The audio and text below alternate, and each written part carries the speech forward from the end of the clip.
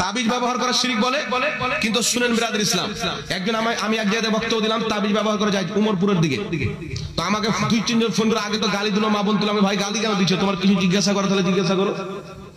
তাবিজ ব্যবহার করা শিরক, আপনি জায়েজ বানিয়ে চলে গেলেন। আমি কে জায়েজ বানানো? আমার বাপের শরীয়ত যে মসলা কোরআন হাদিস আছে আমি সেটা বয়ান করেছি। আমরা তুমি কে বলছো? আমি আলহামদুলিল্লাহ আমি আহলে হাদিস।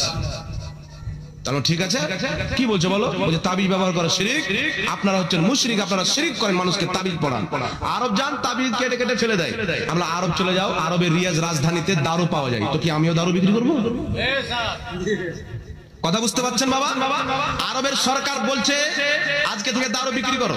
আরবে যখন সিনেমা হল প্রথম চালু করা হলো, আমাদের ভারতের নায়ক নায়িকা সালমান খান আর ক্যাটরিনা কাইফকে নিয়ে গিয়ে ডান্স করালো হাফ প্যান্ট পরিয়ে। কি করবো? আমিও ডান্স করাবো। কথা বুঝে শিখেছি বাবা। আমি কোরআন হাদিস দেখবো, যদি কোনো কালচার কোরআন হাদিস মোতাবেক আরবে থাকে সেটা গ্রহণ করব। সেই কোরআন হাদিস মোতাবেক কালচার যদি ভারতে থাকে সেটা গ্রহণ করব। কোরআনের বিপক্ষে যদি আরবের ফতোয়া হয় সেটা মানা যাবে না। কোরআন হাদিসের বিপক্ষে যদি পৃথিবীর কোন জায়গার ফতোয়া হোক গ্রহণ করা যাবে না। কোরআন হাদিসের পক্ষে ফতোয়া যদি ভারতের বাইলি শরীফের হয় সেটাকেই মানতে হবে। জোরে বলেন সুবহানাল্লাহ। আমি এখন তাকে বললাম, শুনো, তুমি যে কায়দাতে আমাদেরকে মুশরিক প্রমাণ করো, তুমি তো নিজে মুশরিক প্রমাণ কেমন করে? আমরা আমাদের সবচেয়ে বড় ইমাম যার নাম হলো ইবনে তাহমিয়া।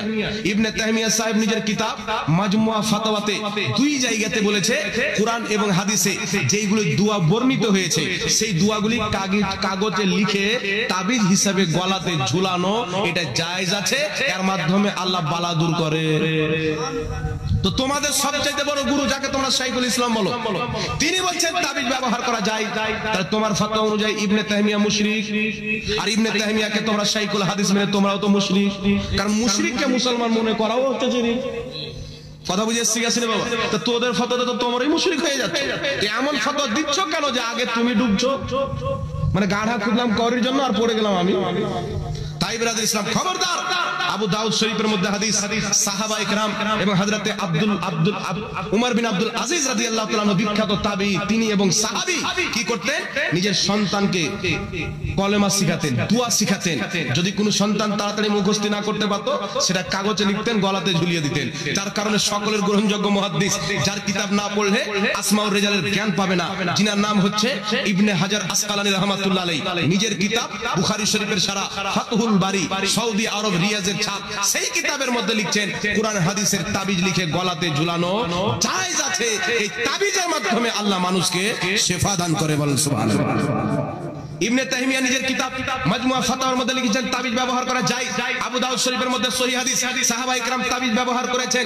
জগৎ বিখ্যাত ফকিহ ইমামুল ফুকাহা ইমাম ইবনে আবিদিন শামী রাহমাতুল্লাহ আলাইহি নিজের কিতাব ফাতাওয়া শামীর মধ্যে লিখেছেন তাবিজ ব্যবহার করা যায়। যদি সাহাবার করা আমলকে কেউ শিরক বলে তার ঈমান থাকবে? আর জোরে বলতে হবে। ইমাম নববী রাহমাতুল্লাহ আলাইহি বলেন কুরআন হাদিসের বিপক্ষে কোন নতুন ফতোয়া দেওয়া হচ্ছে বিদআত। তাহলে যে বলবে তাবিজ ব্যবহার করা শিরক ও হচ্ছে বিদআতি, আর নিজে করে বিদআত আর ফতোয়া দেয় আমাদের উপরে, মানে চোরের মায়ের গলা জোর। কথা বুঝে এসছে বাবা? মানে যে চুরি করছে ওয়ারি গলা জোর, আমি চোর না আসলেই ও চোর। তাই বিরাদর ইসলাম, তাবিজ ব্যবহার করা যাবে কি যাবে না? আর জোরে বলতে হবে।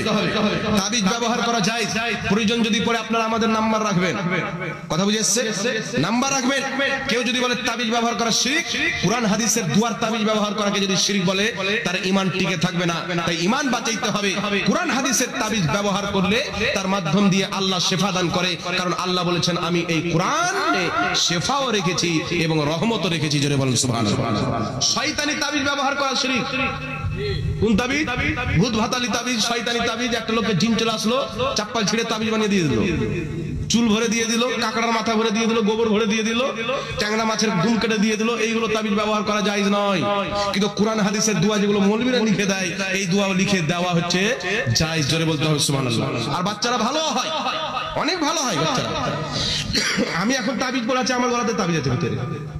এই তাবিজ আমাকে একজন মুফতি সাহেব দিয়েছেন, এটা হচ্ছে হুজুর জামাল রাজার বানানো তাবিজ। উনাকে দিয়েছিল মুফতি নুরুল আরেফিন আজহারী সাহেবকে, উনি আমাকে দিয়েছেন। এই তাবিজটা রাখবেন, সেফটি থাকবে। এই তাবিজে কি আছে? আল্লাহর কুরআন লেখা আছে। এখন আপনাকে গ্রহণ করবে, কোরআন মানো কি মানো না? হ্যাঁ। কোরআনের ইজ্জত করো কি করো না? হ্যাঁ। তো কোরআনের যদি ইজ্জত করো তো তাবিজে কোরআন লেখা আছে, আর ওই তাবিজ পরে তুমি বাথরুমে যাচ্ছ তো কোরআনের বেয়াদবি হয় কি হয় না? কত বড় শয়তান! তাই বলেন তো বাবা, ওদের মসজিদগুলো দুতলা তিনতলা আছে না নাই? নিচতলায় কোরআন আছে না নাই? উপরতলায় নামাজ পড়ে কি বলে না? তাহলে কোরআনের বেয়াদবি হয় কি হয় না? বলবে হুজুর হয় না, কেন হয় না? বলে উপরে ছাদ আছে। তো বোকা আমরা যে তাবিজ ভরি, তো তাবিজের চতুর সাইডে ছাদ আছে।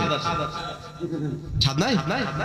চতুর সাইডে লোহার পাতলা ছাদ আছে, ওর ভিতরে তাবিজ ভরি। তো যদি এটাতে বেয়াদবি না হয়, বেয়াদবি হয়, তাহলে তো তোমার নিচে কোরআন আছে, উপরে ছাদ, ছাদের উপরে নামাজ পড়ে, তো তুমি তো কোরআনের উপরে চড়ে নামাজ পড়ছো। তখন বলবে কি ছাদ যদি চলে আছে তো শরীয়ত বলছে এটা জায়েজ হয়ে গেল।